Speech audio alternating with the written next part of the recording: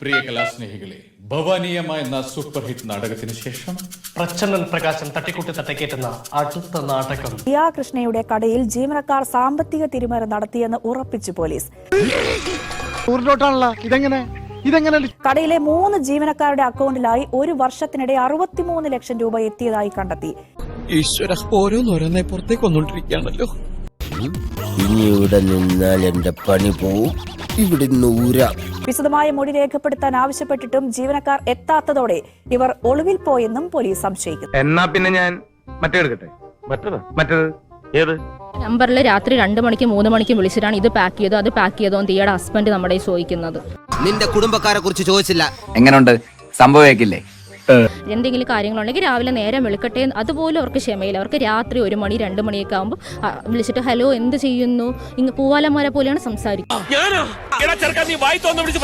എന്തിനാണ് ഇപ്പൊ ഓഫീസ് കാര്യങ്ങളൊക്കെ ഒരു ടൈം കഴിഞ്ഞിപ്പോ എല്ലാവരും പെൺകുട്ടികളെ ഇപ്പൊ എന്തിനാണ് വിളിക്കുന്നത്? എടി പെണ്ണേ, നിന്റെ ചാട്ട എങ്ങോട്ടാണെന്നൊക്കെ എനിക്ക് മനസ്സിലാകുന്നുണ്ട്. ആ വെള്ളം അങ്ങ് വാങ്ങി വെച്ചേ. പണിയെടുത്ത് തിന്നണമെന്നൊക്കെ ആഗ്രഹമുണ്ട് സാറേ, പക്ഷെ പറഞ്ഞു പറ്റിച്ച് തിന്നാലേ വായിന്നിറങ്ങുള്ളൂ. ഹസ്ബൻഡോ? അതെ, അതുപോലെയാണ് സംസാരിക്കുന്നത്. ഹസ്ബൻഡിന്റെ ഭാഗത്തുനിന്ന് വളരെ മോശമായ അനുഭവം ഉണ്ടായിട്ടുണ്ട്. വളരെ മോശമായിട്ട് അല്ലെങ്കിൽ പോലും ഇങ്ങനെ പാതിരാത്രി വിളിച്ച് ശല്യപ്പെടുത്തുന്നതൊക്കെ വളരെ മോശമായ ഒരു കാര്യം തന്നെ. നിങ്ങൾ ഈ പറയുന്നത് അവനെ പറ്റിയിട്ട് നാട്ടുകാർക്ക് അങ്ങനെ ഒരു അഭിപ്രായമില്ല. തെറ്റായ വ്യവസ്ഥിതിക്കെതിരെ ഒരു വ്യക്തിയുടെ പോരാട്ടമാണ്. എന്താണ് എനിക്ക് നീതി വേണം യോറാണ്. ഇത്രയും തോന്നിയാസം കാണിച്ചിട്ട രാത്രി 1 മണി 2 മണിക്കൊക്കെ വിളിക്കും, ഇത്രയും വിളിച്ചുകൊണ്ടേയിരിക്കും. എന്നിട്ട് പൊന്നോ അതിന് ഞങ്ങൾ ഇപ്പൊ പരാതി കൊടുത്തിട്ടില്ല. ഞങ്ങൾ ഉടനെ അതിന് വേണ്ടിയുള്ള കാര്യം ചെയ്യുന്നുണ്ട്. കോർട്ട് അവധിയായിട്ട് നമുക്ക് കൊടുക്കാൻ പറ്റില്ല, മൺഡേ കൊടുക്കും. താനീ പറയുന്ന ഇടയ്ക്കൊക്കെ റെക്കോർഡ് ചെയ്ത് താനൊന്ന് കേട്ടു നോക്ക്, നല്ല രസമാണ്.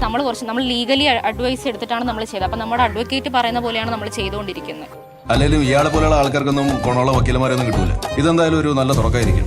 അപ്പൊ അദ്ദേഹം പറഞ്ഞു ഇപ്പൊ അത് ചെയ്യണ്ട, മൺഡേ നമുക്ക് അതിന്റേതായ കാര്യങ്ങൾ ചെയ്യാം. അതുകൊണ്ട് നമ്മൾ അത് വെയിറ്റ് ചെയ്തു. എലിവിഷം വേണ്ട, ഏൽക്കില്ല. നല്ല പന്നിപ്പടക്കം വാങ്ങിക്കുക, ഈ സാധനത്തിന്റെ വായിലിട്ട് പൊട്ടിക്കുക, കൊല്ലുക. ഇവർക്ക് പ്രശ്നമുണ്ടായ സമയത്ത് ഇവർ അശ്വിന്റെ ഫോണിലേക്കാണ് ഏറ്റവും കൂടുതൽ തവണ വിളിച്ചത്. അതെല്ലാം തന്നെ ദിയയോട് സംസാരിക്കാൻ വേണ്ടിയിട്ടായിരുന്നു. നീ ഈ കാണിക്കുന്ന നേരിട്ട് കാണിക്കണേ. മോന് ബിരിയാണിയും ചോറും എല്ലാം കൂടെ ഞാൻ ഒരുമിച്ച് തരാം കേട്ടോ. ഇതിന് ദിയയുടെ കൃത്യം മറുപടിയും വന്നിട്ടുണ്ട്. വീട്ടിൽ അവന് ബിരിയാണി ഉണ്ട്, എന്തായാലും മണ്ണ് വാരി തിന്നേണ്ട ഗതിയില്ല. ഇനി ഇവിടെ നിന്ന് അഴിവണ്ടാവാ, നമുക്ക് അങ്ങോട്ട് മാറി. ടീം പോയി, കിടപ്പാടവും പോയി, ആ പാട്ടുണ്ടായിരുന്ന മാനവും പോയി. ഞാനിവിടെയൊക്കെ തന്നെ കാണും. നമുക്ക് കാണാം.